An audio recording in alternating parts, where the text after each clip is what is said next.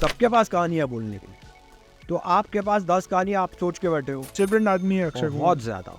He is in fact, Akshay is one of the most hard working star. जब आप एक मकाम पे पहुंच जाते हो ना, तो लोग आपको अलग ट्रीट करना शुरू कर देते हैं। So I said, you know, the reason why you are thinking of acting is because you are less ugly than your brothers. I had a bad experience one with Akshaye Khanna. तो ही सेड, नहीं मैं नाचूंगा नहीं। नाचोगे नहीं तो क्या करोगे? सैफ, हाँ, one of the nicest guys you will meet Yeah. In the industry. बहुत बड़ा स्टार एवरेज फिल्म को एक हद तक खींच सकता है।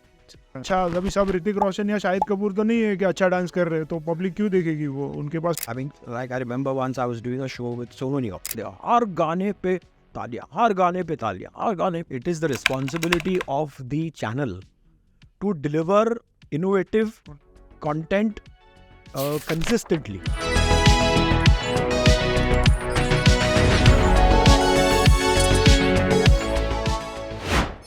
तरुण चोपड़ा जी, पहले तो आप ये बताइए कि अभी आपने बताया सोशल मीडिया पे आप एक्टिव है नहीं, जैसे स्पेशली इंस्टाग्राम पे, तो उसका क्या रीज़न है? नहीं, अभी सोशल मीडिया कितना आप उस पर कर सकते हो, यू नो। तो फेसबुक है, फेसबुक पे मैं हूँ, उस पर थोड़ा मैं देखता हूँ, ज़्यादा पोस्टिंग नहीं करता हूँ उस पर, but correct, I use it more for seeing what other people are doing correct. rather than posting my own thing. मैं थोड़ा सा प्राइवेट टाइप पर्सन हूँ, तो ज़्यादा पब्लिक अपने आप को करता नहीं हूँ। भी आप अभी के जनरेशन को देखोगे, जो एक्टर है या डायरेक्टर या जो भी, वो तो पूरा सोशल मीडिया पेज भर के रखता है। हाँ। आपने जितना काम किया है वो हिसाब से तो आपको सोशल मीडिया पेज आपका पूरा भर देना चाहिए। हाँ, बिल्कुल करना चाहिए। एक्चुअली मैं सोचता हूँ बहुत दफ़ा कि ऐसे करना चाहिए, मुझे करना चाहिए, लेकिन मैं थोड़ा ओल्ड स्कूल हूँ। Correct. So I believe my work should speak for myself ji rather than the publicity. Ji ji so उस फॉर्मूला पे मैं चल रहा हूँ बहुत सालों से। जी। काम मिल रहा है, काम कर रहा हूँ मैं कंटिन्यूसली, तो मुझे ज़रूरत नहीं लगती कि मैं अपने आप को इतना प्रमोट करूँ। Correct correct. या ना, मेरे को पता है आपने रवि चोपड़ा Yes. वगैरह के साथ भी काम किया यस, हुआ है, तो उनके साथ आप काम करते थे, क्या था वो? नहीं, मैं उनका एडी था। अच्छा, that was almost my first job. Okay, And तो I was AD to Ravi Chopra and to B.R. Chopra both. Wow, तो तभी महाभारत बन रही थी। ओके, महाभारत है, so I joined at that time only. Yeah. So Mahabharat of course was a great experience. So बहुत ही एक, and I was witness to a lot of the creation of Mahabharat and उनकी scripting sessions में, और उनके बहुत वो दिग्गज राइटर्स थे उनके पास उस वक्त। Doctor Rahi Masoom Raza, who actually wrote Mahabharat, you know, Sachin Bhaumik and Bhring Tupkari and Pandit Narendra Sharma जो एडवाइजर्स थे महाभारत के। तो वो B.R. चोपड़ा साहब जो बहुत एक, you know, he was a very मतलब सुलझे हुए इंसान थे वो, and he knew lot about narrative filmmaking. You know, he Correct. was a journalist who turned filmmaker. Correct correct. And Ravi Chopra of course was the next generation of Yeah. B.R. Chopra, Yeah. a wonderful man.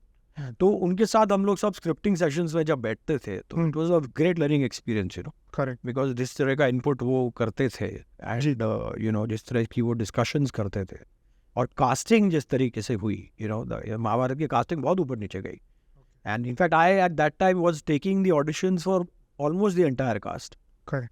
तो उस वक्त पे, I mean for ये महाभारत जो TV पे हाँ, आई थी, उसकी original बात कर रहे हैं, महाभारत। ओरिजिनल महाभारत, ओरिजिनल उस टाइम महाभारत पे की आई बात थी। कर रहा हूँ। आज के लोगों को तो शायद पता ही नहीं होएगा, अभी की जनरेशन को, कि अभी मैं देखता हूँ यूट्यूब पे, इस पे उस पे चलता है, आज चलता रहता है। so people are awareness is there, and people even if they have not seen it, Yeah, they yeah. know कि एक हाँ, बनी है, वो महाभारत पता है, हाँ, हाँ, जो लैंडमार्क Right, महाभारत right. थी, वो अभी भी बनी है, है। बिकॉज उसको कोई डुप्लीकेट नहीं नहीं कर कर पाया, सही बात। You know. अभी तक इनफैक्ट कोई प्रॉपर महाभारत के ऊपर मूवी या टीवी सीरीज नहीं, के बाद बनी नहीं। हो जो बहुत फेमस हुई है, ऐसा तो नहीं याद आता। I mean, I know that Ekta Kapoor tried to do Mahabharata some Yeah, years ago, yeah. but it didn't work. Correct That was not properly made, you know.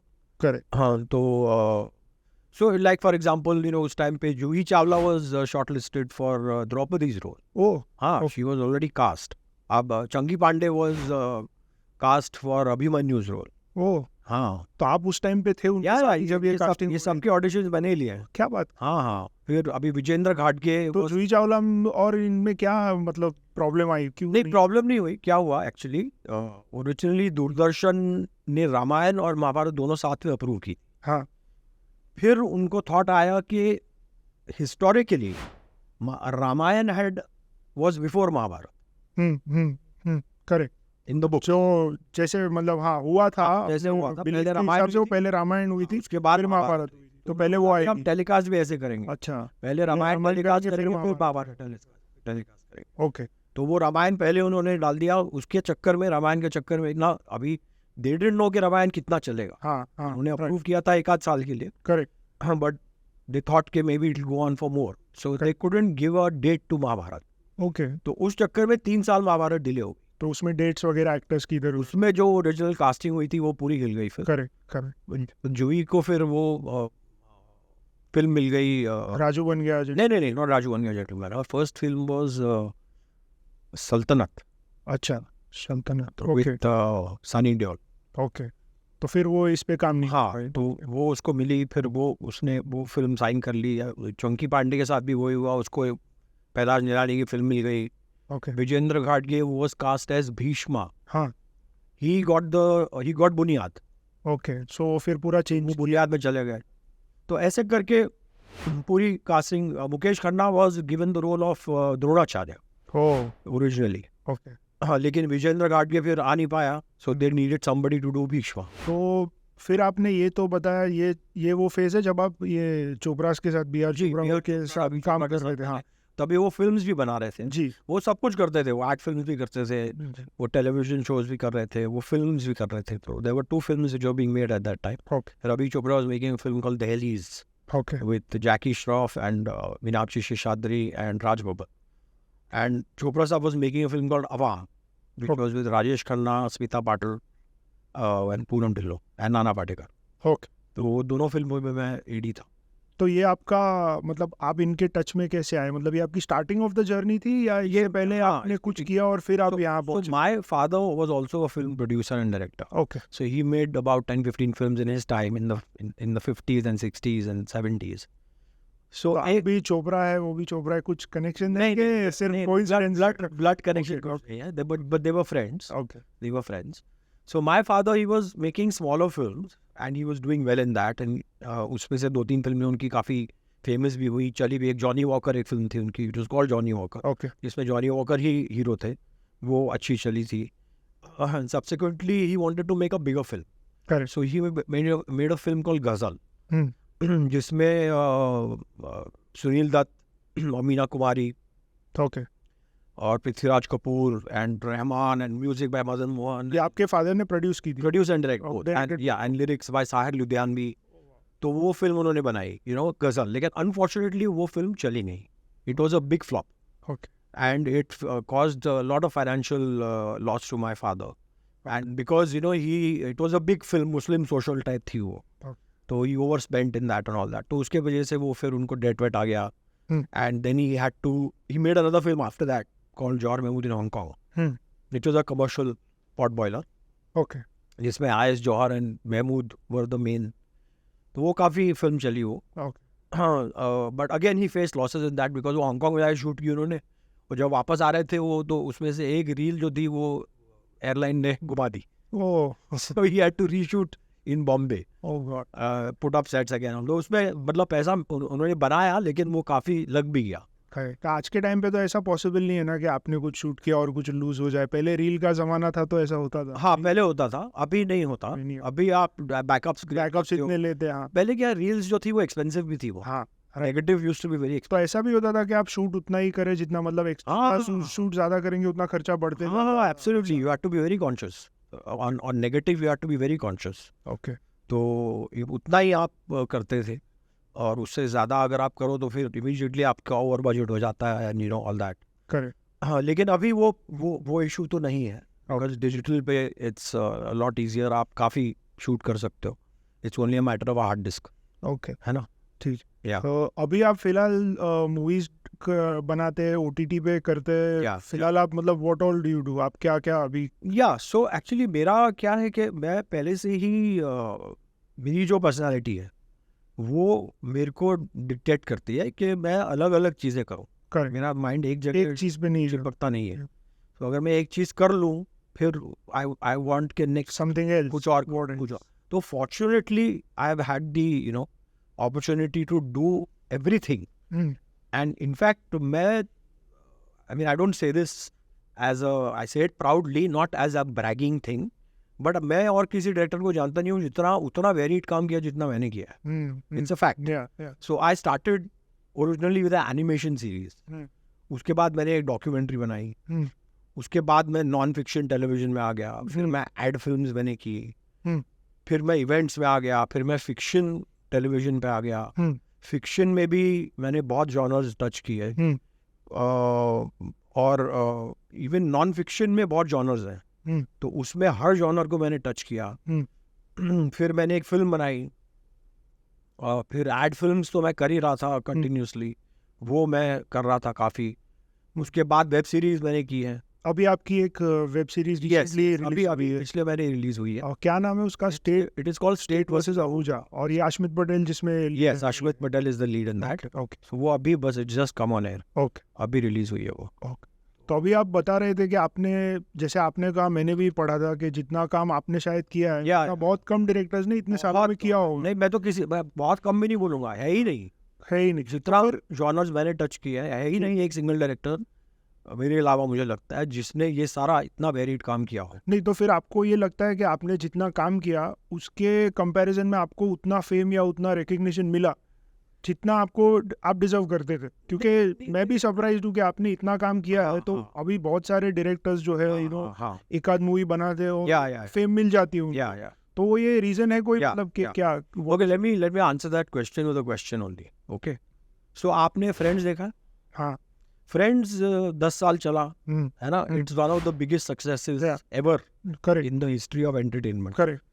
Friends का अगर आप टोटल टर्नओवर गिनेंगे over 10 years, it is maybe 100 times of what any Hollywood film would be. Correct. अभी friends का director कौन है? मुझे नहीं पता. I don't know. Jurassic park का डायरेक्टर कौन है? Steven Spielberg. Everybody knows that. Yeah, correct. So that is the difference between television and film. Film जो है आपको याद रह जाती है क्योंकि आप उस पे पैसे खर्च कर करेक्ट थिएटर में जाते हो. और आप ऑलमोस्ट आज के तारीख में तो पहले आप डायरेक्टर कौन है वो देख लेते हो तो आपके माइंड में रह जाता है. पहले तो ऐसा टाइम भी नहीं था शायद कि इतना किसी को पता हो कि डायरेक्ट किसने की है फिल्म. लेकिन friends is such a big success. किसी को डायरेक्ट क्रिएटेड फ्रेंड्स. करेक्ट. नाम ही नहीं पता. सो दैट इज अ थिंग. आप टेलीविजन पे, आप नॉन फिल्म पे अगर आप जितना भी काम करें क्योंकि वो एवरीडे अवेलेबल होता है आपको, तो you don't give the attention to who made it.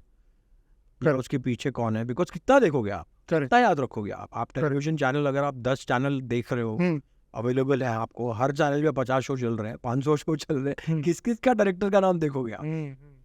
Correct. लेकिन फिल्म में आपका अटेंशन होता है, आप थिएटर में जाते हो, पूरा डार्क होता है, आप एक जगह बैठ के कॉन्सेंट्रेटेड व्यूइंग आपकी होती है. करेक्ट. लेकिन इसमें ये भी तो रीज़न हो सकता है ना कि जैसे अभी जो बॉलीवुड हिंदी फिल्म इंडस्ट्री का जो इसमें जो पॉपुलर डायरेक्टर्स है वो एक पॉपुलर फिल्म फैमिली से आते हैं. तो जनरली वो डायरेक्टर्स के नाम लोगों को इजीली पता होते हैं क्योंकि उन्होंने अपने आप को मार्केट वैसे किया हुआ था और उनका हक भी है जिसको जैसा सूट करे. और जो नॉन फिल्मी या जो कम नोन बैकग्राउंड से आते हैं उनका कभी वो वो लेवल पे, जैसे कि अभी आप धर्मा प्रोडक्शंस हो या यशराज, जो 2 बड़े नाम है, उसके आपको करण जौहर पता है, लेकिन धर्मा प्रोडक्शन की शायद 3-4 मूवीज को छोड़ के करण जौहर ने डायरेक्ट बाकी सब डायरेक्टर्स ने की हुई, लेकिन उनके नाम शायद सबको नहीं पता है. तो ये भी एक होता है कि फेमस फैमिली से आते हैं तो फिर उनका नाम पहले से एक फेमस होता है तो उनको और फेम मिल जाता है. डेफिनेटली. देखिए, एडवांटेज तो है. अगर आप एक फेमस फैमिली से आते हो, डेफिनेटली एक एडवांटेज है, नो डाउट. फिल्म इंडस्ट्री में कोई आपकी रीच उतनी अच्छी होती है कि जो एक्टर्स को मिलने के लिए सालों लग जाते हैं वो डायरेक्टली उनको एक्सेस होता है. ये भी होता है. एब्सोल्युटली. ये डेफिनेटली एडवांटेज है, नो डाउट अबाउट इट. और उसमें मुझे नहीं लगता कोई गलत बात नहीं है. लेकिन कभी कभी क्रिएटिविटी, मतलब इसका it's a double edge sword. मतलब इसमें क्रिएटिविटी, अगर कोई नया डायरेक्टर है जो शायद ज़्यादा क्रिएटिव है, जिसके पास कोई नया आइडिया है, वो शायद किसी को कन्विंस इतना इजीली नहीं कर पाए. और अगर सेम चीज़ कोई ऑलरेडी नोन है या फेमस है, वो अगर कोई बड़े एक्टर या एक लिस्टर के पास लेके जाता है तो वो अग्री कर जाएगा. I agree with you. लेकिन इसमें क्या है, ये एक्चुअली डीपर चीज़ है ये. सो क्या होता है कि एक जो प्रोड्यूसर है उसकी विजन पे, उसकी IQ पे डिपेंड करती है ये बात. ओके. सो फॉर एग्जांपल, अगर कोई एक समझो स्मॉल टाउन से लड़का आता है अब वो बहुत टैलेंटेड है, बहुत क्रिएटिव है, लेकिन ये बात उसको पता है, किसी और को पता नहीं। अब वो पता कैसे चलेगी जब वो जाके किसी को कुछ काम दिखाएगा, राइट। अब वो चला जाता है धर्मा के ऑफिस या यशराज के ऑफिस, और वहाँ पे उसको एंट्री ही नहीं मिलती, करेक्ट। उसको अलाउ ही नहीं करेंगे अंदर जाने के लिए, तो वो अपॉर्चुनिटी कैसे क्रिएट होगी? वो कैसे क्रिएट होगी अपॉर्चुनिटी? नॉट, वो वहीं पे खत्म हो जाएगा। करेक्ट, है ना?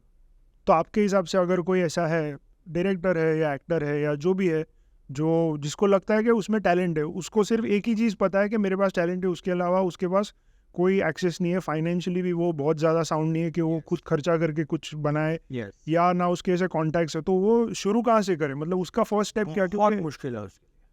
लेकिन कोई तो, क्योंकि एग्जाम्पल्स तो है जो आए हैं, जैसे कि आज के जो सुपरस्टार्स है, अगर कोई नाम ले अपन, जैसे शाहरुख खान है या अक्षय कुमार है, तो इनकी शायद बिगनिंग वैसी ही थी नहीं कि एक्टर्स के लिए फिर भी आसान है, क्योंकि एक्टर्स, देखो कोई भी जो हमारे इंडस्ट्री में in front of the camera आता है, ठीक है, उसकी शुरुआत उसकी वैल्यू ज़्यादा शक्ल से होती है। उसकी शक्ल में अगर अपील है तो उसको एक कहीं पे एक दरवाजा उसके लिए खुल जाता। कुछ मॉडलिंग कर लिया, कहीं से स्टार्ट कर लिया, फिर उसने पोर्टफोलियो बना लिया, और फिर उसको शाहरुख भी पहले टीवी सीरियल में आया था, हाँ, सर्कस या फौजी में आया, फौजी में आया, दूसरा केबल करके एक शो था उसमें आया, और वो जब टीवी पे भी आता था, मुझे याद है, there was a buzz about कि यार एक लड़का है टीवी पे, बहुत चार्मिंग है, बहुत चार्मिंग है, उसके बारे में वो बात शुरू हो गई थी।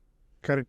अब वहाँ से हेमा मालिनी ने उसको देखा, उसको पकड़ लिया फिल्म के लिए, तो वो बात शुरुआत होती है उसके लुक से, जो गॉड गिवन है। करेक्ट। जो गिफ्ट है उसको। करेक्ट। यू नो, उसमें उसका कुछ नहीं है।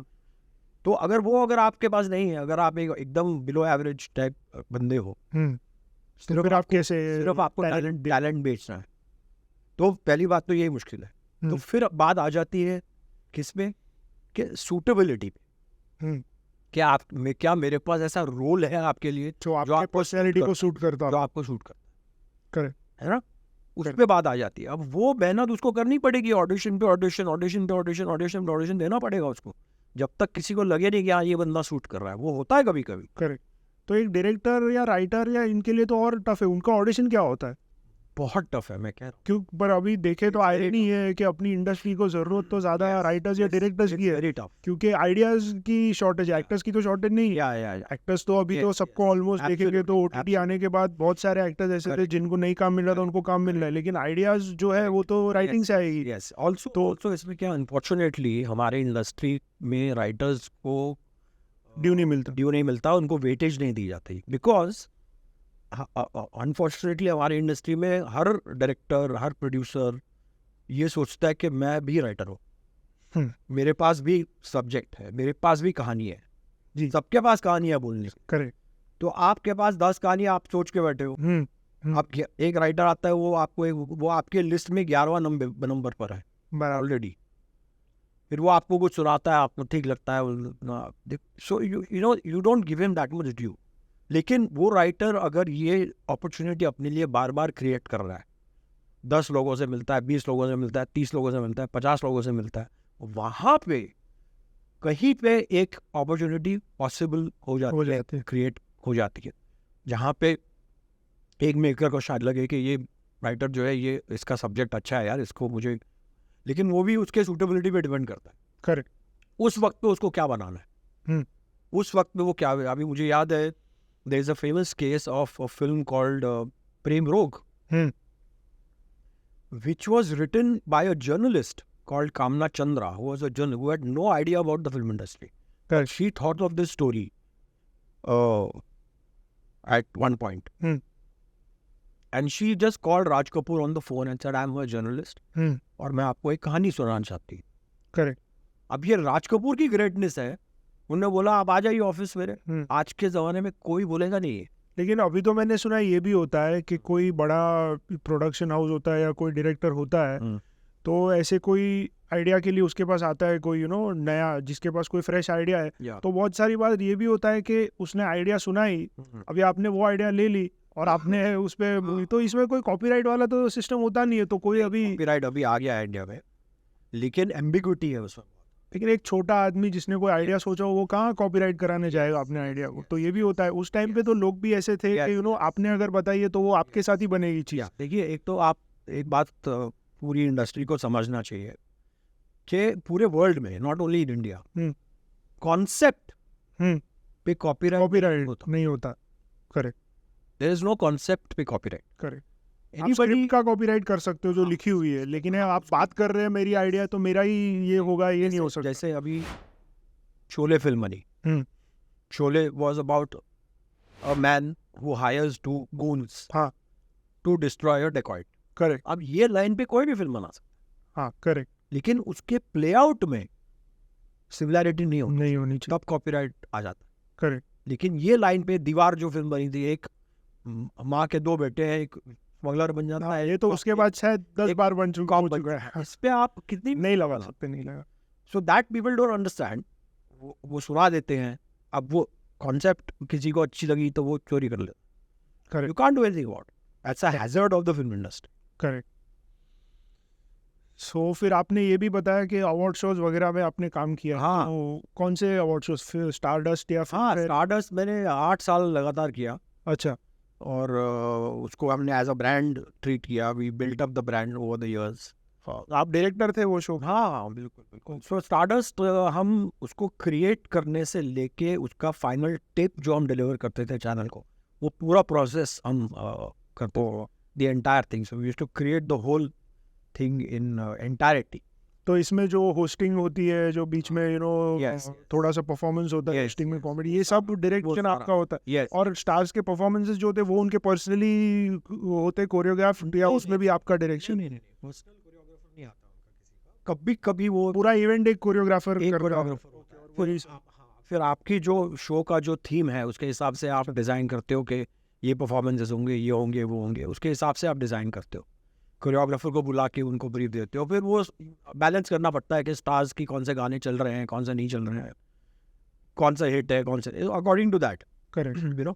तो आपका इसमें इंटरेक्शन तो स्टार्स के साथ? हाँ, स्टार्स के साथ, हर बंदे के साथ। तो कुछ इंटरेस्टिंग उसमें से कोई है जो ए लिस्टर है या जो कोई फेमस स्टार है, उसके साथ आपका कोई इंटरेस्टिंग स्टोरी है? तो बहुत सारी हैं, बिकॉज मैंने इंडिया में भी बहुत शोज़ किए और अब्रॉड भी मैंने बहुत शोज़ किए। तो इनको मैं अब्रॉड मतलब यही वाले शोज जब अलग अलग लोकेशन पे होते हैं? यस। जैसे आईफा भी होता है। हाँ, आईफा भी होता है। जैसे मेरा एक शो जो मैंने 10 साल किया न्यूयॉर्क में, which is a show called Bollywood film awards. Okay. It's like the film fair in New York. Oh, but it's Bollywood. It's Bollywood. Okay. So it's the Indian award show only, but award show done in New York by NRIs. NRIs जो है वो, okay, they are judging the movies and awarding. It's exactly like film fair. It's as big a show. बहुत लेकिन सब stars आते हैं वहाँ पे भी? हाँ, सबको लेके गए हम। Okay. Taken everybody, उनको साइन करके उनको हम, so that was all what my company and we used to do, you know. Okay. So इसमें almost everybody has come with us. Okay. और वहाँ पे उस शो में इंटरनेशनल पार्टिसिपेशन भी होता है स्टार्स का। बड़े बड़े इंटरनेशनल स्टार्स भी आते हैं, रिचर्ड गियर और शारन स्टोन और स्टीवन सीगल और डैनी ग्लोवर और बहुत सारे, all these stars also come and attend that show. You know, so I've interacted with all of these guys and lot of interesting experiences. तो आप इतने बड़े स्टार्स को मिले, आपने कभी कोई आइडिया पिच नहीं कर दिया कि ऐसी कोई मूवी बनाते हैं ऐसा कुछ? नहीं, ये मेरी एक्चुअली खामी रही है, क्योंकि मैं इतना बिजी था उस फेज में। I was so busy doing everything. तो मैंने कभी ऐसा कॉन्सेंट्रेट किसी एक स्टार पे किया नहीं और परस्यू नहीं कर पाया। ओके। मैं परस्यू नहीं कर पाया because I was just too busy, you know. Correct. अब वो करते नहीं करते वो बात की बात है। नहीं, मैं वही पूछने लगा था आपको, अगर आप इंटरेस्टिंग आइडिया लेके जाते हो उनके पास, तो जितना आपका अनुभव रहा है उनके आपको लगता है कि वो कर देते? इनफैक्ट मेरी बहुत, कौन से ऐसे स्टार थे जो आपको लगता है कि कन्विंस हो जाते? बहुत दोस्ती हो गई थी मेरी 2-4 स्टार्स के, 5 स्टार्स के। तो आप बताइए कौन? अक्षय कुमार के साथ मेरी बहुत अच्छी दोस्ती हो गई थी। ओके। सो हमने लगातार स्टारडस्ट भी किया और बॉलीवुड भी किया। डिसिप्लिन आदमी है अक्षय कुमार, बहुत ज्यादा। He is in fact, Akshay is one of the most hard working stars you will ever come across. Correct. और बिल्कुल भी तंग नहीं करता आप। और वो शेड्यूल में मेरे ख्याल से सुबह जल्दी काम करते, शाम को निपटा देते हैं और टाइम पे आता है, टाइम पे जाता है, and he is very focused and he works very hard. Saif, हाँ, one of the nicest guys you will meet in the industry. बहुत दिल का अच्छा है वो। Okay. Not only Saif, in fact, I had very good experience with Kareena and Karishma both. Okay. Especially Karishma. वो इतनी प्यारी लड़की है, मैं क्या बताऊँ आपको. शी इज वेरी लाइक दिल की एकदम गोल्ड है वो. Okay. So with both of them, क्योंकि सैफ और करीना के बारे में सोशल मीडिया पे कभी कभी ऑपोजिट भी आता है, लेकिन ये रूमर्स भी होते हैं कि नहीं, they are you know very stars है तो अप्रोचेबल नहीं है. Very good people, very good people. देखो क्या होता है कि एक स्टार जब आप एक मकाम पे पहुंच जाते हो ना, तो लोग आपको अलग ट्रीट करना शुरू करना शुरू I mean, for example, if you just walk into a room, if a star walks into a room, उस रूम में everyone stands up and you know, everyone is staring at them Yeah. constantly. correct. Constantly आप share करते हो. और कभी कभी उनको वो नहीं चाहिए होता है, उनको नहीं नॉर्मल चाहिए, चाहिए होता है, क्योंकि वो पूरा दिन यही देखते रहते हैं. आप किसी के साथ अगर आंख मिला दे तो वो प्रॉब्लम हो जाता है. हाँ. So they don't make eye contact. और अवॉइड करेंगे तो आप कहेंगे कि इग्नोर. हाँ, और एग्जैक्टली, अरे ये एरोगेंट है, अरे ये इग्नोर कर रहा है, ये को भी पता नहीं कि behave it's up like that, you know. So you have to respect their mindset also. Correct. वो लोग बदल जाते हैं उनकी तरफ. That is the thing. Correct. But by themselves, a lot of stars are extremely good people at heart. Of course, you have the opposite side also. There are some people who are not very cooperative and they have their own egos and all that. You know, वो experiences भी हुए. For example, I had a bad experience one with Akshay Khanna. Okay. So he was performing on Bollywood Awards with me, and I met him in Bombay, and we discussed and we were talking about how he should perform, what he should do. So अभी क्या होता है कि Bollywood Awards जो New York में होता है ना, इज अ पेड शो. मतलब लोग जो आते हैं वो टिकट खरीदते हैं. करेक्ट. तो आपको उनको वो सामने देना है, एंटर करना. अभी उनका जो पर्पस होता है कि एक स्टार जब आ रहा है स्टेज पे, वो आके एंटरटेन करे, डांस करे, ये करे, वो करे, हंसी मजाक करे. ये अक्षय जो है वो बहुत सीरियस टाइप बंदा है. हाँ. तो ही सेड नहीं मैं नाचूंगा नहीं. नाचोगे नहीं तो क्या करोगे? People want to see dancing. आपकी तभी पिक्चर हिट हुई थी ताल. हाँ. अच्छा, ये तब की बात है, ऐश्वर्या राय की. He said I will not dance. So I said then what do you want to do? Because option एकदम किल हो जाता है ना. इन एन अवार्ड शो तो परफॉर्म नहीं कर सकते स्टेज पे, डिफिकल्ट. तो ही सेड मैं गाऊंगा, I will sing a song, Taal का गाना. Okay. So I said okay, sounds something new, but थोड़ा आप गा के सुनाओ मुझे. उसने गाया, टोटल बेसुरा, completely बेसुरा. So I said, sorry, what? This is something very new. Yeah. सुर में नहीं है फिर भी गाएंगे. Yeah, I said, no, you can't sing because you're singing बेसुरा. You can't. I said, no, this is not up to the mark. I don't think you should do it. हाँ. नहीं मैं तो ये करूँगा. So I tried to convince him, वो नहीं मान. गाया. मैंने उसको बोला, देख बॉस, तू ultimately I'm the director, but there's a producer involved also.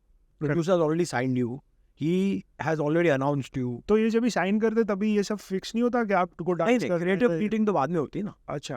क्योंकि फिर अब तो ऐसा अगर हो तो आपको ये भी पता पहले से डिसाइड करना पड़े कि भाई आप डांस क्रिएटिव बाद में होती है ना. पहले आप अच्छा, ओके, उसके बाद you do creative. So you agree to perform, but how that was not discussed and then he said this कि मैं गाऊं. The producer already announced him, उसके पोस्टर छप गए हैं, उसके प्रोमो चल रहे हैं. बोलते हैं अमेरिका में अगर आप एक स्टार को अनाउंस करो और नहीं उसको लेके जाओ, बड़ा लीगल कॉम्प्लिकेशन. ओके, ये भी. तो कॉल में प्रोड्यूसर ही सेड यार ये कर नहीं रहा है. हाँ. तो ही सेड यार उसको समझाओ, let him do what he wants. अच्छा, लेट हिम डू. हाँ. So I went back to Akshaye and I said ठीक है, तेरे को गाना है तू गा, लेकिन मैं इसमें इन्वॉल्व नहीं रहूंगा. You are on your own. Correct. Whatever technical help you want, I'll give you. Creatively, I'll not be involved in this because I don't believe कि तू correct कर रहा है. And I'm telling you now, you'll get booed. The audience will boo you. नहीं यार मैं करूँगा rehearse and this and that and all that. So मैंने उसको अकेला छोड़ दिया. I did not involve myself in that performance of his. And जैसे होना था वही हुआ. आके गाया उसने, immediately booing शुरू हो गई. लेकिन उनको उन्होंने इसके पहले कुछ कहीं गाया हुआ है तो उनको लगता होगा कि मैं सिंग अच्छा करता हूँ, या उनको किसी ने बोला लगता होगा, पर मुझे तो नहीं सुनाई दे रहा था कि you know he has the talent to sing. He is not a singer. ये कब की बात है? ये 90 साल की. अच्छा, ये कौन सा शो था ये? बॉलीवुड फिल्म हुआ. बॉलीवुड फिल्म हुआ जो न्यूयॉर्क में हुआ था. Okay okay. तो ही गॉट बोर्ड. यूट्यूब पे इस शो का भी क्लिप हाँ मिलना चाहिए. Then after the show, he came to me and he said, I should have listened to what you said. Because he got booed. Correct. Booing शुरू हो गए वहाँ. Correct. तो ये क्या बोलता अभी उसको? सही. You know. But then I decided कि it's not worth working with. Correct. जो हाँ मतलब डायरेक्ट करके नहीं सुने तो. Because as an actor, देखो क्या होता है कि ये जो स्टार्स होते हैं ना, इनके लिए stage shows is not a priority. Film इनके लिए सब, फिल्म इनके लिए प्रायोरिटी, लेकिन स्टेज शोज ये करते हैं बाय द वे, पैसा आ गया, पैसे के लिए करते हैं, you know, for that's the main reason. So they don't want to put in that much effort. Correct. They आके lots of stars they come commit themselves to stage shows, फिर आके कोरियोग्राफर को बोलते हैं यार ये बहुत कॉम्प्लिकेटेड स्टेप है, सिंपल कर दे इसको। वो फिर भी ठीक है एक बार, मतलब और फिर भी ठीक है, लेकिन ऑडियंस के लिए आपका वो, हाँ वो होना चाहिए, क्योंकि ऑडियंस जब पैसे दे के आ रहा है, वो ऑडियंस के लिए तो ये शायद मूवी देखने से बड़ी बात है। जब वो पैसे दे के आते हैं, उनको अवार्ड शो में सब स्टार्स को देखना है, एक्सपीरियंस होना चाहिए। हो जाता है, correct, which is not right. This is not which is आपको, यू गॉट फुल मनी, आपको पूरा पैसा दिया गया है, correct. Now it's your duty to do what the director says, right. फिर आप उसमें अपनी उंगली करोगे तो इट्स नॉट करेक्ट। मतलब but lots of people don't do, like जैसे मैंने कहा, अक्षय नहीं करता, करेक्ट, सैफ नहीं करता, और अगर उनका कुछ सजेशन रहेगा वो आपको देंगे, आप उनके साथ डिस्कस करो, वो या तो आप उनको कन्विंस करो या वो आपको कन्विंस करें। करेक्ट। ऐसा कभी नहीं होगा कि नहीं मैं कर लूँगा, आपको करना है कि नहीं मैं करूँ, ऐसा नहीं होता। अच्छा, they don't do like.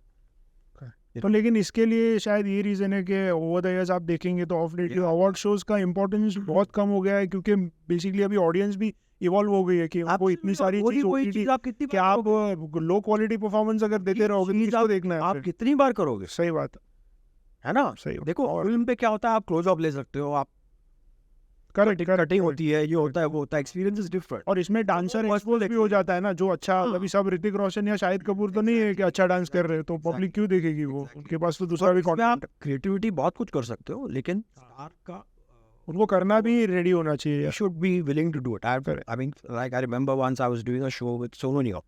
Innovative चीज हमने की. He was performing on the Indian Delhi Awards, and that was the first Indian Delhi Awards in India. कब की बात है ये? 2001, 2002. Okay, almost 20 years back. So हम लोग जब मिले, तो सोनू मेडली, नॉर्मली आप स्टेज पे जाके मेडली कर लो, है ना, उनके गानों का जो भी हिट गाने थे उसके ये कर लो।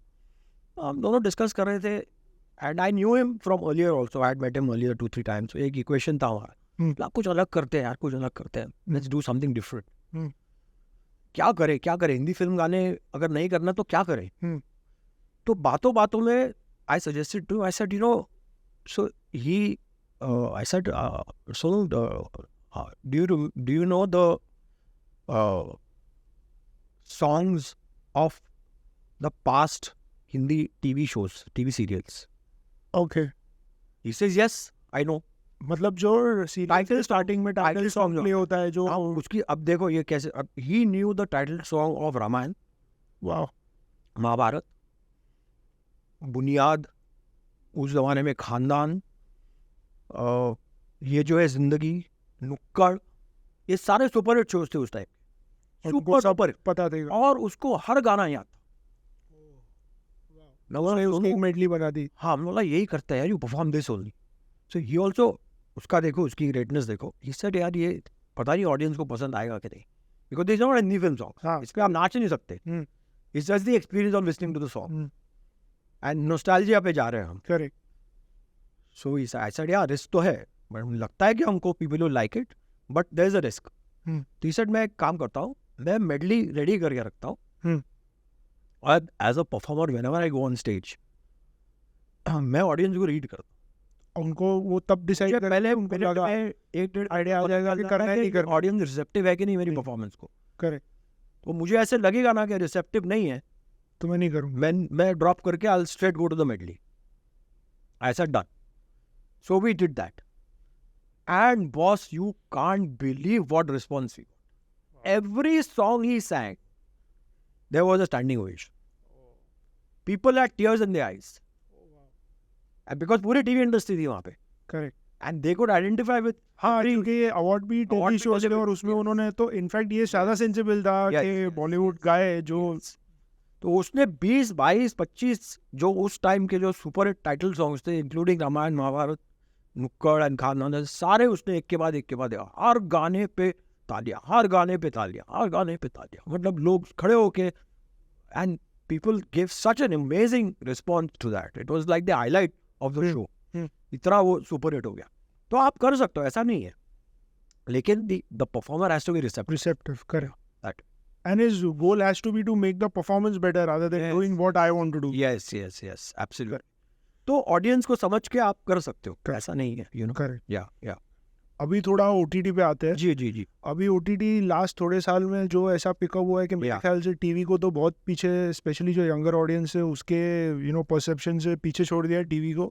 और मूवीज भी बीच में एक ऐसा फेज था जब हिंदी मूवीज चल नहीं रही थी, बहुत कम आ रही थी, तो OTT पे सारा कंटेंट आ रहा था. Yes. तो ये जो OTT का बूम है, इसका क्या रीज़न है कि मतलब अच्छी मूवीज नहीं आ रही थी, अच्छा कंटेंट टीवी पे नहीं था इसलिए, या OTT पे आप एक्सपेरिमेंट ज़्यादा कर सकते हो तो वैसे सब्जेक्ट्स आने लगे, तो हाँ. OTT का ये शिफ्ट कैसे, कब आया और क्यों आया ये? See, OTT is a new medium. Technologically, it is a new medium.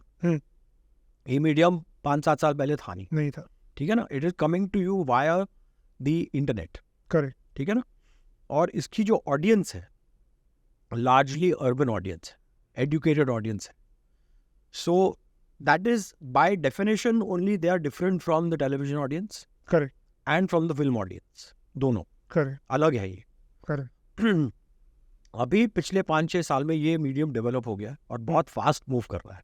You know, it's moving very fast. लेकिन अभी क्या हो गया है कि टेलीविजन, OTT और फिल्म तीनों स्पेसेस डिफाइन हो गए और तीनों के अलग जॉनर्स हैं, तीनों के अलग मीडियम. ऑडियंस वाइज भी डिफाइन हो गए कि Yes. एक एज ग्रुप और एक ऑडियंस या अर्बन या डेमोग्राफिक्स वाइज. Yes. तो टीवी की ऑडियंस अब कौन है? टीवी की ऑडियंस इज LCD ऑडियंस, जिसको लोएस्ट कॉमन डिनोमिनेटर बोलते हैं. It's basically now a class 1, class 2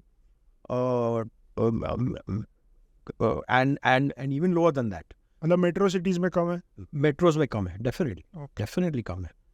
तो वो ऑडियंसेस जो क्लास 1, क्लास टाउन में है, वो टेलीविजन ज्यादा देखते हैं एंड उनके हिसाब से टेलीविजन बनता है. करेक्ट. उनकी जो है अभी हम देखते हैं कि स्टार प्लस या कोई सीरियल, मतलब टीवी, मतलब with respect to all the actors and directors, the amount of effort they are putting in, लेकिन क्या मतलब कहाँ पे अटके हुए वो अभी भी वो डेली सोप टाइप ऑडियंस ही वैसी है ना. उनको अभी भी वो पसंद आता है. हाँ, वो अनएजुकेटेड ऑडियंस है और वो सोफिस्टिकेटेड टेलीविजन पे नहीं देखते हैं. वो इश्यूज हो तो उनके भी होते होंगे ना, जैसे कि कोई इश्यूज पे मूवी बनती है जो लोअर व्हाट यू से, उन्हीं लोगों के इश्यूज है जो, क्योंकि आप अगर डेली सोप में देखोगे तो वहाँ पे तो वो फिर भी मिडिल क्लास टाइप का फैमिली दिखाया जाता है.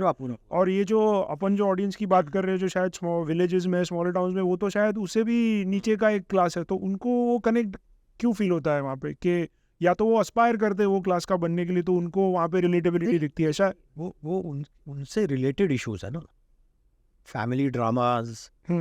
और देखो टेलीविजन पे आपको क्या इशू दिया, आपको याद होगा टेलीविजन पे एक सीरियल था, आई थिंक कसौटी जिंदगी का, एकता का. अच्छा. हाँ, बहुत साल पहले.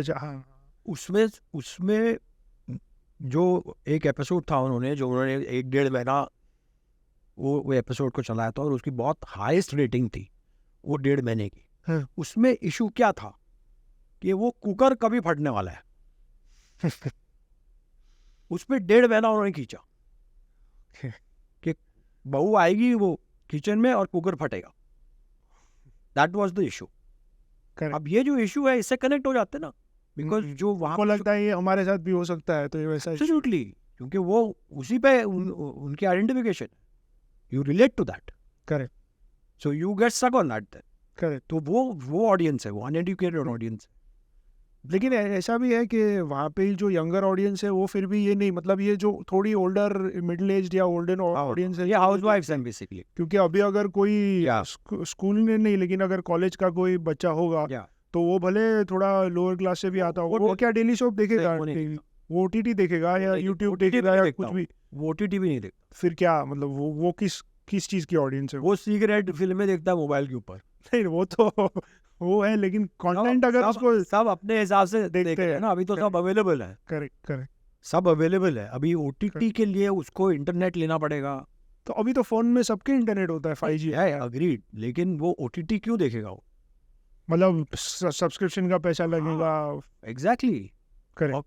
क्यों देगा वो? और OTT पे क्या है, जैसे मैंने बोला, it's a more N urban phenomenon, educated audience. तो अभी सब्जेक्ट्स जो है OTT पे वो बन रहे हैं. करेक्ट. एक्सपेरिमेंटल सब्जेक्ट्स बन रहे हैं. करेक्ट. जो शायद पहले कोई सोचता ही नहीं यार रिस्क लेता. अभी एक शो रिलीज हुआ है Amazon पे called पोचर. Is about elephant poaching. हाँ Even in the cities, if this poacher subject is made in a film, will you go and see it? ये शायद आया नहीं होता तो कोई ये सब्जेक्ट के बारे में सोचता ही नहीं कभी। मतलब आया है तो ये सब्जेक्ट जो है ये OTT पे एक्सेप्टेबल है, ना फिल्म पे एक्सेप्टेबल है ना टीवी पे acceptable, correct, but is acceptable on OTT। So OTT का अभी अपना स्पेस बन गया, कि ये डेजिग्नेटेड ऑडियंस है Yes. वो जिनको देखना है। उसके हिसाब से अभी आप तो OTT में जो प्रोड्यूसर है जो बनाते हैं वो मतलब जो रिटर्न्स देखते हैं, जो फिल्म जितने होते हैं उससे ज्यादा होते हैं उससे कम होते हैं, मतलब नहीं, कैसे होता है? OTT पे क्या है, डिफाइंड। तो OTT पे amount- प्लेटफॉर्म में ऐसे होता है कि अगर आपने एक फिल्म बनाई फिर Yeah. कोई भी OTT प्लेटफॉर्म है वो उसको खरीद लेगा, Yes. ये होता है। या ये होता है कि मैं मेरे हिसाब से रिलीज, मतलब जैसे फिल्म में होता है वैसे नहीं होता, या उसने खरीद ली फिर चली नहीं चली वो उसका लुकआउट है, ऐसे उसका होता है। look. देखो OTT का जो मॉडल है, रेवेन्यू मॉडल जो है वो अलग है। फिल्म्स में तो आप पर टिकट आप गिनते हो ना, आपकी कलेक्शन क्या है। OTT is not like that ना, OTT is based on subscription. आपने एक वो पूरे महीने का लिया हुआ है आपने कि पूरे महीने की सब्सक्रिप्शन तो वो कैलकुलेट, अभी जैसे नेटफ्लिक्स इतने यूजर्स ने ली हुई है, Yeah. अभी कोई बड़ी मूवी रिलीज होगी तो हाँ। नेटफ्लिक्स उसकी वैल्यू क्या हिसाब से डिसाइड करेगा कि ये मूवी की इतनी वैल्यू है, जब वो- तो उसके सब्सक्राइबर्स ऑलरेडी है। नहीं, देखो एक तो क्या होता है कि एक once you are subscribe to Netflix, it is the responsibility of the channel hmm. To deliver innovative content, content consistently correct to you. अगर वो ऐसा नहीं करते हैं हम्म। तो आप इमीडिएटली डिसब्सक्राइब कर दोगे। Correct correct so they want to keep that audience captive. तो Correct. उनके ऊपर ये प्रेशर है कि कॉन्स्टेंटली आप वीक बाय वीक कुछ ना कुछ नया डालते रहो। तो कितने में ये बड़े स्टार की अगर समझो कोई फिल्म आई होती है, हाँ, एग्जाम्पल ले अक्षय कुमार है या शाहरुख खान है या सलमान खान है, उनकी कोई Yeah. फिल्म आई है और समझो थिएटर में नहीं, डायरेक्ट OTT अगर रिलीज, जैसे अगर Yeah. पहले थिएटर में रिलीज हो रही है फिर OTT पे तो उसकी वैल्यू कम हो जाएगी, लेकिन Yes. डायरेक्ट OTT रिलीज नहीं ऐसा नहीं है, ऐसा नहीं है कि थिएटर में पहले रिलीज हुई और बाद में OTT पे तो वैल्यू कम हो जाए, ऐसा नहीं है। अभी क्या करते हैं, OTT भी स्मार्ट हो गया है। So they are linking the purchase price of putting a film on OTT on their channel which is directly proportionate to the box office collection. Oh मतलब जो चली है उसका प्राइस वो हिसाब से, ओके ओके। अगर पिक्चर आपकी नहीं चली तो फिर आपको वो इतना बड़ा प्राइस नहीं मिलेगा।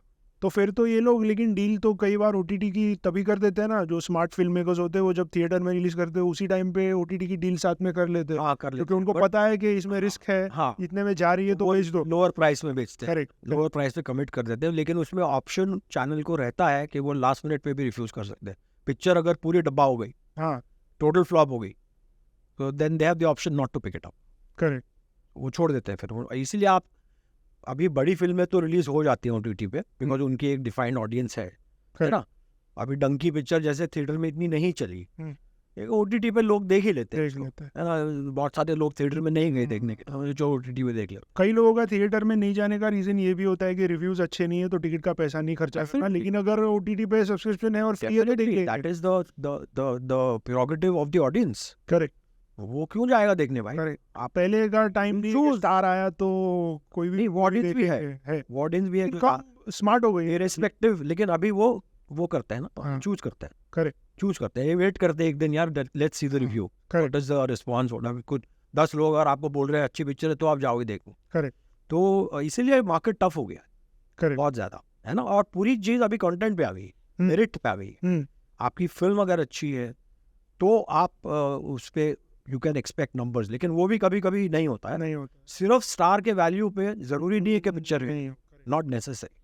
हाँ, अगर आपने ओके फिल्म बनाई और अगर बहुत बड़ा स्टार है तो वो खींच लेगी, लेकिन अगर आपने कुछ भी बहुत बड़ा स्टार एवरेज फिल्म को एक हद तक ही, हाँ खींच सकता है, not necessarily it will become. नहीं। लेकिन जैसे अभी शाहरुख खान की 2 साल का हाइटिस के बाद मूवी आई कि उनकी कोई फिल्म नहीं आई थी, तो उनका एक वो उन्होंने क्रिएट कर लिया था कि people want to see him, तो फिर उनकी मूवी आई पठान। अभी समझो पठान कैसी थी वो तो अपन नहीं रिव्यू कर रहे, लेकिन अच्छी इससे बुरी होती है, इससे अच्छी होती तो वो चलनी थी, क्योंकि शाहरुख खान को वेट कर रहे थे देखने के लिए। अगर उसी जगह वो फिल्म कोई ऐसा स्टार बनाता अक्षय कुमार तो शायद नहीं चलती, क्योंकि अक्षय कुमार इतनी बार दिखते हैं, तो उन्होंने एक वो नीश क्रिएट कर लिया, 2 साल से नहीं है। जब भी कोई पिक्चर हिट हो जाती है या फ्लॉप हो जाती है, उसको एनालाइज करने के ना आपके पास 1000 रीजन आ जाते हैं। आप अपना, सब लोग अपना अपना लॉजिक डालेंगे। कोई बोलता है शाहरुख खान 2 साल से आया नहीं था, कोई कुछ बोलेगा पिक्चर अरे बहुत अच्छा एक्शन था इसलिए चल गई। You can think of various reason, इसमें से सच क्या है और झूठ क्या आपको नहीं मालूम, आप सिर्फ स्पेकुलेट कर रहे हो।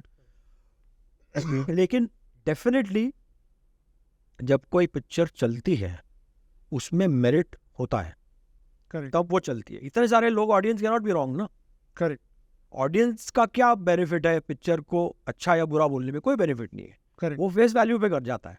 करेक्ट उसने पैसे दिए, उसका क्या बोलना मेरे को अच्छी नहीं लगी करेक्ट. या बहुत अच्छी पिक्चर है, दैट्स अप टू हिम. नहीं, लेकिन मैं ये बोल रहा हूँ कि अगर जैसे प्रोड्यूसर्स इतने स्मार्ट है, उनको पता है कि एक सुपरस्टार है, वो हाँ. 3-4 साल से उसकी फिल्म नहीं आई है, या और अब हम इसकी फिल्म ये टाइम पे लेके आ रहे हैं, तो वो भी फिल्म की मेरिट का एक पार्टी है कि उनका प्लानिंग वैसा है ना कि ये स्टार को अपन लेके आ. मैजिक है फिल्म का. आप नहीं बोल सकते कौन सी पिक्चर चलेगी या नहीं चलेगी. आप पूरा फॉर्मूला लगा दीजिए उसमें, फिर भी पिक्चर फ्लॉप हो जाए. हाँ, होता है, ऐसा भी होता बहुत होता है ऐसा. The biggest flops are the biggest films, है. या करेक्ट ऑलवेज. करेक्ट. या क्योंकि स्मॉल फिल्म तो थोड़ी भी चलेगी तो उसको एवरेज या हिट माना जाएगा. करेक्ट. तो वो, so that is the thing. किसी को पता नहीं है. At some level it is gambling. आपने एक फिल्म बना दी, अब वो चले नहीं चले किसी को मालूम नहीं है. आप दिल से फिल्म बनी थी बहुत साल पहले, मणि रत्नम, उसके आप क्रेडिट्स देखिए. दिल से फिल्म के Mani Ratnam director, legends have worked on यार हमारे music, Shahrukh Khan hero, Manisha Manisha Koirala heroine, सौ सिंह प्रीतम जिंटा, हिट हुआ था. फराह खान हाँ, उसकी छैया छैया कोरियोग्राफर, संतोष सिवन उसके सिनेमेटोग्राफर, फोर रियलिस्टर्स. नहीं चल, नहीं चल. something went wrong, something the audience didn't like. Correct. Don't know what it is, correct. you know. So वो एक that's the magic of films. और उसी on the other end of the spectrum एक 12th fail आ जाती है जो चल जाती है, चल जाती. करेक्ट. इसके बारे में जो slowly ग्रो करती है. पहले कोई रिलीज के पहले मेरे ख्याल से कोई बात भी नहीं कर रहा था कि ऐसी कोई फिल्म आ रही है. कुछ नहीं था. वर्ड ऑफ माउथ पे भी नहीं था. There was nothing. उसकी फर्स्ट वीक की अगर आप कलेक्शन देखोगे it is less than 1 crore. लेकिन वो समथिंग अबाउट बनी भी बहुत इकोनॉमिकली, बहुत ही है तो स्मार्टली बनाई हुई मूवी. करेक्ट. रिस्क भी लेना है तो ऐसे लेना है. कुछ कनेक्ट कर गया. करेक्ट. अब हर फिल्म मेकर जो होता है वो फिल्म बनाता है ये सोच के कि ये हिट होगी. करेक्ट. कभी ऐसा फिल्म नहीं बना सकता. बनाते टाइम सोचेंगे तो बना नहीं सकते कि ये नहीं चलने वाली. Have to believe that this is a good product film. Correct. तो वो तो कन्विक्शन रहता है, लेकिन उसमें अभी हमारी फिल्म इंडस्ट्री का success rate is 2%. So out of 100 films that are made, only 2 work. Only 2 are hits. hits. अच्छा, फिर भी 98 2% जो है उसको एक्सपर्टीज नहीं बोलते, उसको फ्लूक बोलते हैं. Luck, fluke. लक. तो दैट इज द बिजनेस. आप बनाते रहो, उसमें से एक हिट हो जाती है. अब यशराज फिल्म्स ने कितनी flop the recently. So many flops, one after the other. Jayesh भाई, जोरदार, ये और वो इंग्रेडिएंट. लेकिन फिर वो करते रहते हैं. फिर एक बीच में पठान आ जाती है जिसमें कवर कर लेते हैं पीछे. अब वो फिर बनाएंगे, फिर फ्लॉप होगी, फिर कोई हिट होगी. So it's a bouquet business. Film industry is a bouquet business. आपके पास उतना स्ट्रेंथ होना चाहिए that you can consistently sustain bearing the flops and keep on making films which can be potential successes. तो वो film का business है, वो सबकी बस की बात नहीं होती. राइट. उसके लिए दिल बहुत बड़ा होना चाहिए. You have to have a very large heart. Correct. जो बहुत कम प्रोड्यूसर्स के पास होता है, बिकॉज प्रोड्यूसर का दूसरा नाम है चिंदीगिरी. कॉस्ट कहाँ कम कर सकते हैं. करेक्ट. वो उसमें जाते हैं, पैसा कम करो. पैसा कम करोगे तो कैसे बनेगी फिल्म? अच्छी फिल्म कैसे बनेगी? यू हैव टू स्पेंड ना. करेक्ट. नहीं, आप स्विट्जरलैंड में मत शूट करो, लोनावला में शूट कर दो, तो फर्क तो आएगा ना उसमें. कैसे नहीं आएगा, है ना? सही. It's like that. Correct. So it's a matter of conviction and it's a matter of you know how much you believe. Ultimately it comes down to belief. Correct. Vinod Chopra को कहीं पे तो बिलीव थी ना. 12th फेल उसको, उसने film बनाई कि चलेगी ये फिल्म, एक्सेप्ट होगी. कहीं तो बिलीव थी उसकी, है ना? करेक्ट. विदाउट स्टार्स उसने फिल्म बना ली और डाल दी थिएटर में. उसने खुद का पैसा डाला, रिलीज भी खुद की. करेक्ट. है ना? इज नॉट डिपेंडिंग, किसी और का पैसा यूज नहीं कर रहा है वो. Correct. That is really the essence of film making. वो गट्स आप में होनी चाहिए, लेकिन वो सबको नहीं मिलता. राइट. तो अभी आपके आगे फ्यूचर प्लान्स, फ्यूचर या करंट, अभी क्या next, what is there any goal आपका? कोई ऐसे ये स्टेज पे कि आपने इतना काम किया था, ऐसे कोई गोल होता है कि मुझे ये करना है जो नहीं हुआ अभी तक, मुझे करना है, ऐसा क्या है? तो मैं अभी लास्ट 3 years से मैं OTT कर रहा था. So I did 2 OTT fiction shows, Avayaz and State vs. Ahuja. और एक नॉन फिक्शन OTT मैंने किया जो अभी एयर पे आएगा. अच्छा, reality show? It's a non fiction children's game show. Okay. Called the Kautilya show. Okay. Kautilya का नाम सुना? हाँ. तो he is the host of the show. Okay. तो उसको लेके हमने एक शो बनाया, तो वो अभी पोस्ट प्रोडक्शन में, तो that will come on air. Okay. लेकिन अभी क्या है कि मैं I am not going to do OTT any more now. क्यों? I want to go back to film. Okay. And I want to do a big film. मैं छोटी film नहीं करूँगा. I want to do a big film. So I'm working on that. Okay. On doing a big film. So I've initiated 3-4 lines of, because Big film also means that you want to make it with a big star. yes, absolutely with a big star. Okay. Have you thought of anyone? No, there are various on my mind. So see, the first thing is you have to finish the script. Scripting. तो वो मेरे पास out of the 4 I've finished 2. Correct. 2 scripting stage पे बहुत बार जब protagonist का आप role लिख रहे होते तो डायरेक्टर के माइंड में एक एक्टर होता है. हाँ, ऑलवेज. तो आप अभी कौन आपके स्क्रिप्टिंग स्टेज पे वो एक्टर है जो अभी एक्चुअली आप बोलेंगे तो कोई प्रॉब्लम नहीं है, वो तो सिर्फ सोच रहे हैं अबाउट इट. लेकिन क्या होता है, फिलोसॉफिकली स्पीकिंग, अगर आप कोई चीज प्रीएम्प्ट करना चाहते हो या प्रीएम्प्ट करते हो, तो उसमें वो नहीं. आपने अभी जैसे मैं सोचूं मुझे अमिताभ बच्चन के साथ एक फिल्म बनानी है, तो उसमें मुझे बनानी है, ये तो कोई गलत बोलना नहीं है ना. नहीं, तो आपके हिसाब से कौन है वो स्टार? उसमें ग्रहण लग जाता है. अच्छा, अगर आप बोल दो तो. वो देखो जिंक्स हो जाएगा आप ऐसे. हाँ, क्योंकि सुपरस्टिशन हमारी इंडस्ट्री में बहुत बड़ी चीज. तो आप एक काम करो, आप जिसके बारे में सोच रहे हो उसके अलावा कोई दूसरा नाम बोल दीजिए.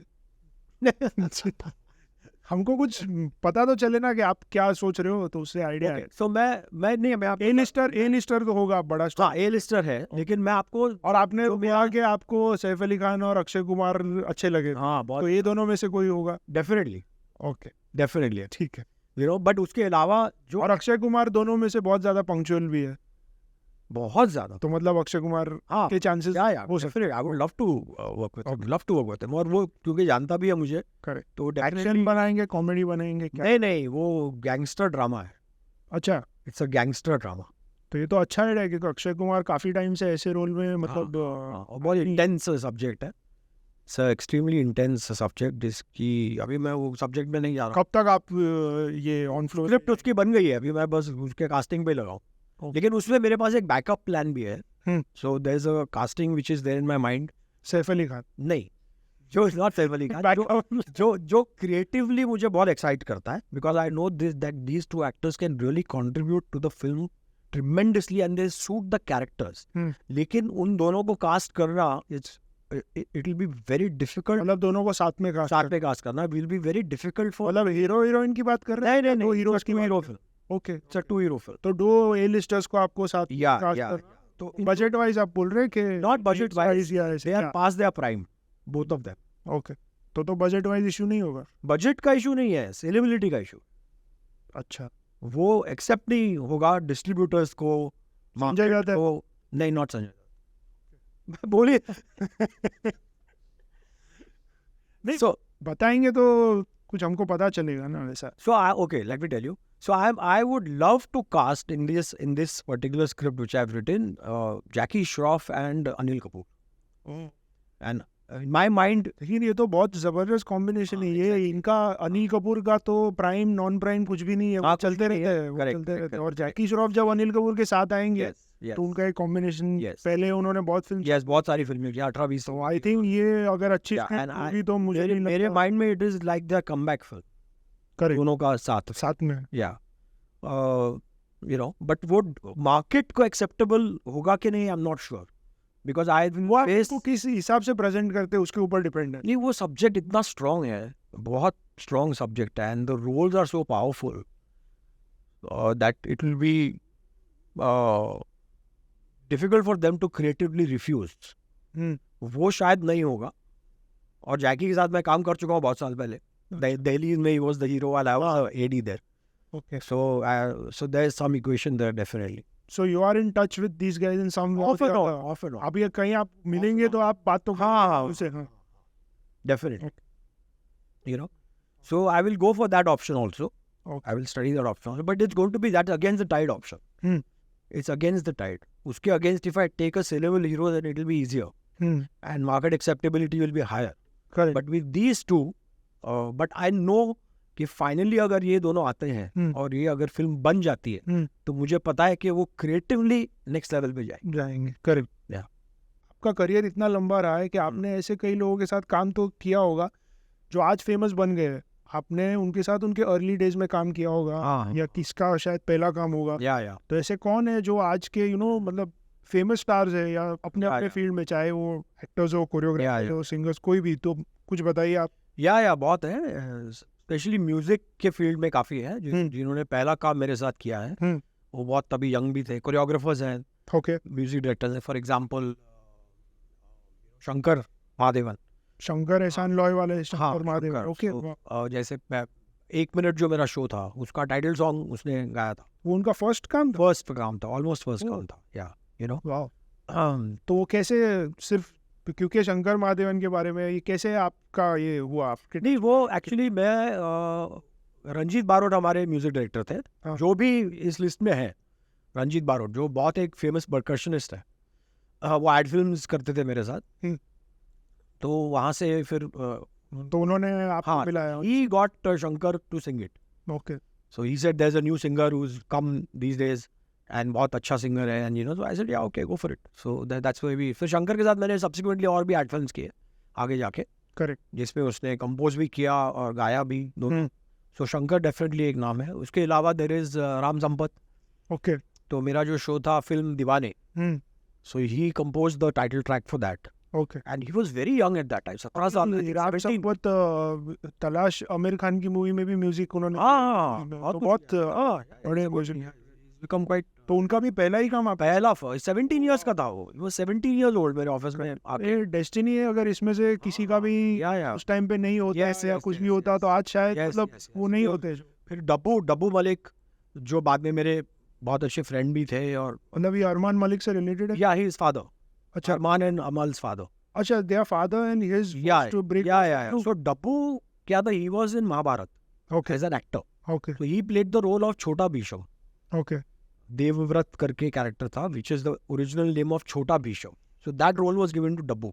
Okay. So we met on the sets of Mahabharat. उसके बाद हमारी ऐसे दोस्ती चलती रही. ये मेरे ऑफिस आता था and he would एक्टिंग की गाड़ी उसकी इतनी तभी नहीं चल रही थी. He was little down. Okay. ये मेरे ऑफिस में आके ऐसे टेबल पे बैठ के अपने हाथ से ऐसे ऐसे टेबल पे बजा के he would sing and mumble some lyrics. And so I used to listen to him. ऐसे ये किसका, ये ट्यून अच्छी है, किसकी है ये ट्यून? He said मैंने कंपोज की है. So that's where it started. So फिर मेरे को एक एड फिल्म की opportunity I. So I said तू एक्टिंग में क्यों वेस्ट कर रहा है अपना म्यूजिक कर. तेरा तो ये and he is from a film music family. उसके फादर भी बहुत फेमस म्यूजिक डायरेक्टर थे अपने ज़माने के. सरदार मलिक. बहुत अच्छे गाने उन्होंने कंपोज किए. लेकिन बाद में उनकी भी गाड़ी बंद हो गई थी. सो ही सेड नहीं म्यूजिक मैं कैसे करूँगा, कौन देगा मेरे को काम म्यूजिक. एंड एक्टिंग में मैं ट्राई करता हूँ. So I told him something very harsh at that time. So I said, the reason why you are thinking of acting is because you are less ugly than your brothers. Annu और जो अब्बू है उनसे तू better दिखता है. That doesn't mean कि तू एक्टर बन जाएगा. Don't compare yourself with them. Music is your calling. Do music. तो he said कौन देगा मेरे को काम? I said मैं देता हूँ, चल. So we composed a ad film for me. वो उसने किया, बहुत अच्छा काम किया उसने. वहाँ से फिर उसकी गाड़ी शुरू हुई. And then finally he got a break with Sohail Khan. Okay. In Sohail's first film. Production. Okay. Sohail की जो पहली फिल्म थी as a hero, जो उसने खुद बनाई थी. मैंने समीरा रेड्डी के साथ. मैंने दिल तुझको दिया. हाँ. कुछ. Yes, that film was Dabbu's first film as a composer. Okay. तो वहाँ से फिर उसका game change हुआ. And then many years later, so Arman and Amal were children in those days when I was obviously हमारे family relations भी हो गए थे. Okay. So he and his wife, myself and my wife. List में कुछ choreographers भी थे आप बोल रहे थे. Yeah. So at that time, for example, Geeta Kapoor. Okay. So the first time she choreographed, she was Faraz's assistant at that time. लेकिन Footloose करके मैंने एक शो किया था for ZTV जिसमें Sajid was the host. So that title sequence I had given to Geeta to do for the first time. So that was her first thing. Terence Lewis. Oh. उनका अभी या Terrence तभी सिर्फ private shows करता था, he was not film choreographer film और television में था ही नहीं. हाँ, लेके आए फिल्म. या एब्सोल्युटली. सो टेरेंस को मैंने दिया. Subsequently, even your Shamak. अच्छा. Shamak was already established name, but in the earlier days in the earlier days, I gave him Stardust and I gave him Bollywood awards and all. वहाँ से he started getting stage shows, So he was more into, his own dance classes और Correct. उस base में था. Correct. So ये सारे बंदे, तो एक आइडिया है आपको दूं. जी. आप जैकी श्रॉफ और अनिल कपूर को हीरो ले लीजिए, टेरेंस लुइस को कोरियोग्राफर ले लीजिए. सोनू निगम के साथ तो आपने शो किया, गाने गाएंगे. आप राम संपत का एक गाना कर दीजिए, शंकर माधव. Good idea. खाली एक चीज है इसमें, जैकी श्रॉफ को टेरेंस लुइस वाले स्टेप मत करो. Absolutely right. एब्सोल्युटली. उस तरह की फिल्म नहीं है वो. It's not that kind of film. ठीक है. तो अभी हमने बहुत सारे टॉपिक्स पे टचअप किया और मज़ा भी इतना आ रहा था कि मैं आपको स्टार्टिंग में जो चीज़ पूछना था कि आप टीवी इंडस्ट्री के बारे में कुछ बताइए. आपने क्या क्या शोज में काम किया और मतलब ये फिक्शन थे कि क्या थे? या नॉन फिक्शन मैंने बहुत किया है टेलीविजन पे. मतलब reality shows, game shows. Okay. और नॉन फिक्शन में बहुत सारे जॉनर्स हैं, जैसे म्यूजिक शोज हैं, डांस शोज हैं, मैरिज शो है. फिर there is what you call food shows हैं, फिल्म बेस्ड शोज हैं. तो ये सारे मैंने, चिल्ड्रन शो है, ये सारे मैंने किए हुए हैं, वो सारे जॉनर्स को. तो इसमें क्या है कि होस्टिंग जो होती है ना, ये शोज के जो होस्ट होता है, वो आपको बहुत पर्टिकुलरली सिलेक्ट करना पड़ता है. तो वो कास्टिंग भी आप ही करते हैं? हाँ, भी करते हैं. अच्छा, मतलब डायरेक्शन भी आप? Directors call basically. तो ये शो के होस्ट की कास्टिंग, मतलब फिर वो स्टार आपको चाहिए वो हिसाब से होती है अवेलेबल? नहीं, इसमें क्या स्टार की इतनी जरूरत नहीं होती. आप ज्यादा पर्सनालिटी पे जाते हैं. करेक्ट. बिकॉज वो पर्सनालिटी जो है वो आपकी शो की पर्सनालिटी करती है कि नहीं करती, मैच करना चाहिए. करेक्ट. उसका पर्सनल जो पर्सनालिटी है, जो अंदर है उसमें, वो मैच करना चाहिए आप. करेक्ट. उसमें जरूरी नहीं है कि एक ग्रेट एक्टर होना चाहिए. नहीं, एक्टर की तो जरूरत ही नहीं. एक्टर की तो जरूरत ही नहीं है. वो उसकी पर्सनालिटी पे आपको जाना पड़ेगा. तो फॉर एग्जांपल, मैंने सबसे पहला जो मेरा एक शो मैंने किया था, उसको गाता रहे मेरा दिल, जिसमें हमने, it was a film based show. It was just talking about film songs, जिसमें हमने कमलजीत और उसकी वाइफ अनुराधा पटेल को लिया था. ओके. ना, अब दोनों फिल्म बफ्स हैं, दोनों दे वो गानों का दोनों को शौक है. कमलजीत नोज शेरो शायरी, वो उसमें लाया, प्लस देवा हस्बैंड वाइफ. तो वो पूरी बात एकदम जम गई. करेक्ट. वो चीज सामने आई. Then I cast Shekhar Suman for in a show called Film Deewane, which was a film quiz. Okay. वो 3 साल हमने किया इस पे जी टीवी पे. तो अभी फिल्म दीवाने में शेखर का नॉलेज, उसका खुद का इतना ज्यादा है फिल्मों के बारे में, उसको कोई भी सवाल पूछ लो उसका जवाब दे देगा. He himself knows, plus Shekhar himself is very talented. Correct. वो गाता है, एक्टिंग शेरो शायरी करता है, वो मिमिक्री करता है, वो श्लोक्स के बारे में जानता है. उसको कोई भी टॉपिक दे दो, उस पर बड़बड़ करना शुरू कर देगा. वो इज अ बातूनी, वर्बल डायरिया उसको, तो he is a host material. Correct. उसके साथ मैंने दूसरा भी शो किया called Neelamghar, which was a very popular show again on Zee TV. इसमें हम अनयूजुअल क्वेश्चंस पूछते थे ऑडियंस को और इंस्टेंट प्राइज देते थे. अच्छा. सो फॉर एग्जांपल, ये ट्रक के पीछे 3 चीजें बता दो जो लिखी होती है, और ये फ्रिज जो है ये आप ले जाओ. अच्छा, वैसे question like that. Okay. So ordinary questions जो आपके जहन में है, but so Neelamghar we did, so he knows. उसमें एक बहुत पॉपुलर हमारा एक वो होता था कि टंग ट्विस्टर करते थे हम. एक टंग ट्विस्टर का भी आप वर्ड ले लो, लाइक प्लम्बर, स्लम्बर, टम्बलर. बोलो 5 दफा, ये ले जाओ, एक्स्ट्रा गोल्ड सेट है, आप ले जाओ. Okay. So he can do it. Correct. उसको आप एक बार बोल दो, वो फट कर वो कर देगा. Correct. He can do it. So correct. Perfect host material. Correct. Then I remember I cast Sachin Pilgaonkar. Okay. In a show called Picnic Antakshari. Okay. Which was Antakshari show. Yeah, it was like an Antakshari show. So when I called him and I said I want you to be the host of the show, so he then I met him. So he said, I want to tell you something. I said, what? So he said, मैं ये काम बहुत अच्छा करूँगा. I'll do this hosting very well. But I want to ask you, how do you know that I will do it well? Why are you offering the show to me? What has made you offer the show to me? So I said, Sachin ji, I saw you. He came as a guest on Saregama. अच्छा. With Sonu Nigam was hosting. He came as a guest. Correct. And you saw him. I saw him in that as a guest. And in the guest, he was doing things which were like a host. Host, okay. So I said, I saw you in that. Okay. Great. And I can tell you that you will do it. He says, yes, my judgment also is the same. I know I'll do it very well. And he did. You know. पर इसमें ये जो shows होते हैं इसमें जैसे direction का जब आप फिल्म डायरेक्ट करते हैं तो एक डायरेक्टर का क्या रोल होता है वो तो पब्लिक को थोड़ा बहुत अभी पता है, लेकिन एक जब अवार्ड शो होता है तो उसमें ऑर्गेनाइजिंग भी एक डायरेक्टर का काम होता है कि everything is looking good. Event managers होते हैं तो उसमें सेपरेट टीम डूइंग दैट. तो फिर इसमें डायरेक्टर को मतलब स्क्रिप्टिंग बेस्ड शो तो है नहीं, तो फिर आपको क्या मतलब how do you give your input, how do you. Scripting exactly नहीं करनी है आपको, लेकिन कंटेंट तो डिसाइड करना. पहले ये होगा फिर इतने टाइम ये होगा फिर डिसाइड द कंटेंट. तो अभी ये जैसे बिग बॉस जैसा शो है जिसमें सलमान खान होस्ट करते हैं, तो इसमें सलमान खान को भी बताया जाता है कि आपको ऐसे ऐसे मतलब पहले आपको हाउसमेट से बात करनी है, फिर आपको तो वो जो गुस्सा होते हैं वो जो ये करते हैं वो सब रियल में होता है कि थोड़ा बहुत. एक डिवाइस है जिस कॉल्ड इन ईयर, जो he is directly connected to the creative team को डायरेक्शन देते हैं. So they are constantly telling him on the mic कि आपको क्या बोलना है. करेक्ट. लेकिन कैसे बोलना है वो सब डिसाइड करेगा. Correct. The words will be his, but they will tell him कि अभी आप ये contestant है, इसको आप इस topic पे आप ये आपको बात. So he will talk on that topic. Correct. But what he is saying is his own words. Is his own personality.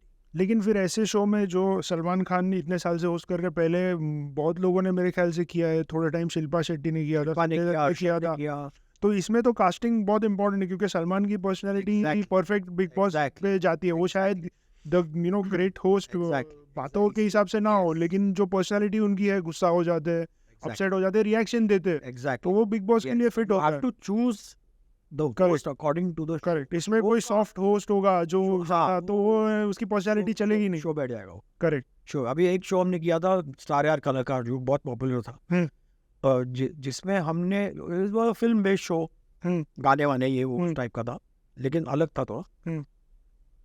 तो उसमें हमने सोचा कि हम सारे फिल्म स्टार्स को बुला रहे हैं, हमको होस्ट एक ऐसा चाहिए जो फिल्म स्टार्स उस होस्ट को रिस्पेक्ट करे. ओके. बिकॉज अगर आप लोअर तो फिर वो होस्ट की वैल्यू ही नहीं रहेगी. उसको इतना needed somebody who will command out of respect. So we discussed and we came out with the name कि who is the one person who will appeal and have respect from everybody. And not only that, हमको एक शो create करना था जिसमें we wanted a very warm show, मतलब pleasing positive kind of show. So we zeroed on Farida Jalal. Okay. She senior also, so everyone would. और इतनी वो लाइकेबल पर्सनालिटी है उनकी इनहेरेंटली. जी. तो वी वेंट टू हर, जब हमने उनको नरेट किया, she like the idea and all, and she said she was very nervous. She said मैं कर पाऊंगी, मैंने कभी किया नहीं है. Said, no, don't worry, we are there to guide you and all. You know, so she came on board because she was interested in the genre. But when she came on set, she became extra nervous. Because वहाँ पे 10-12 camera लगे हुए थे. And we told her कि फरीदा जी आपको ये beginning में ऐसे ये बोलना है अभी आप. तो she came and she saw 10-12 camera. She said, मैं किस तरफ देखूँ? हर जगह कैमरा दिख रहा है मुझे. हमको तो फिल्म में सिखाया जाता है कि कैमरा में मत देखो. हाँ. Don't look into the camera. तो यहाँ तो जहाँ मैं देख रही हूँ वहाँ कैमरा. तो where should I watch? And what if I make a mistake? अगर मैंने कुछ गलती कर दी, जो अगर कुछ उल्टा सीधा बोल दिया. So I said, देखो सबसे पहले तो आप फरीदा जला लो, आप गलत बोलोगे ही नहीं. You will not say. Your personality is that you will not say anything wrong.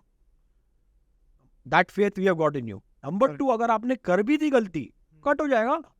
Correct. Edit हो जाएगा. Correct. So it took her. तो ऐसे एक्सपीरियंस स्टार्स को भी ये हो जाता है मतलब. So it took us 3-4 sessions, 3-4 days of rehearsal with her. After that she became really comfortable. कि हाँ ये कर सकते हैं, मैं कहीं भी देखूं तो चलेगा. चलिए एक जगह नहीं देखना है, या मुझे एक लुक अवॉइड, अगर कैमरा में देख लूँ तो कोई इशू नहीं है. Correct. You know, like that. So that's a training we had to give her. But she didn't know, but it worked for us. Farida Jalal. So so all these people have Sajid Khan. अच्छा साजिद हाँ, खान साजिद। जो फराह खान के भाई हाँ, okay. तो 3-2-5 करके सबसे पहला शो उन्होंने किया था मेरे साथ, तो वो उनका सबसे पहला काम था सबसे पहला। As It was a very fun show. तो वो शो में क्या होस्ट मतलब Host थे, होस्ट के और ये उनका सबसे पहला Yes, segment yes, था Yeah. In front of the camera. Yes. Okay So that वो मेरे ख्याल से थोड़े फनी और हाँ, वो पूरा मस्ती भरा शो था। हाँ वो तभी पूरा भी वो ऐसे ही कर हाँ वैसे ही था वो, वैसे ही था। Okay He was like that only, Correct. तो उसकी पर्सनालिटी को एनहांस किया हमने, ओके you know. क्योंकि आपको ऐसी ही Yes, पर्सनालिटी वो शो में yes, चाहिए थी। Yes. अभी उमंग कुमार को मैंने कास्ट किया 1 minute. 1 minute as a show which I did on ZTV for 10 years. वो 10 साल वो शो चला। सो उमंग मैं जानता था, मेरा दोस्त था, हम साथ में काम करते थे एडवर्टाइजिंग एजेंसी में, ये वो पूरा बैकग्राउंड था। 1 minute was a young show, lot of kids playing games with each other, and Umang एकदम वैसा ही है वो, फिट बैठ बच्चा बन जाता है सबके साथ, करेक्ट एंड लैंग्वेज पे इतना उसका स्किल नहीं है, करेक्ट बट एटीट्यूड और उसकी पर्सनालिटी गुड लुकिंग है, तो वो इट वर्कड। 1 मिनट 10 साल की हमने, we run it for 10 years. Correct So like that you have to go with, so you have to be very particular कि किसको आप अपने पहले, सबसे पहले अपने शो को आप समझो, आपका शो क्या है, उसके हिसाब से आप कास्टिंग करो, correct like that. Correct Yeah. अभी हमने सब फिल्मों की आपसे बात कर ली, टेलीविजन की बात कर ली, OTT की बात कर ली। अब मैं तो ये चाहता हूँ कि जब आपसे नेक्स्ट टाइम मिला जाए तो आपकी जैकी श्रॉफ और अनिल कपूर वाली फिल्म के बारे में बात कर रहे हो। जी जरूर तो मज़ा तो मुझे बहुत आया। और आप कुछ कहना चाहेंगे कि कुछ भी आपको जो लगता है, आपके एक्सपीरियंस कैसा रहा पॉडकास्टिंग का? क्योंकि ये अपन जो कर रहे हैं ये एक नॉर्मल इंटरव्यू है नहीं, यस ये एक पॉडकास्टिंग जैसा है जिसमें कॉन्वर्सेशन बेस्ड है। कॉन्वर्सेशन। तो ये एक्सपीरियंस आपका कैसा था? नहीं, बहुत, I really enjoyed my self. कुछ चीजें मैंने बोल दी जो मैं सोचा नहीं था मैं बोलूंगा। इसमें पॉडकास्ट में ऐसा ही है, ऐसा ही रखना नहीं। Absolutely, it's been wonderful really.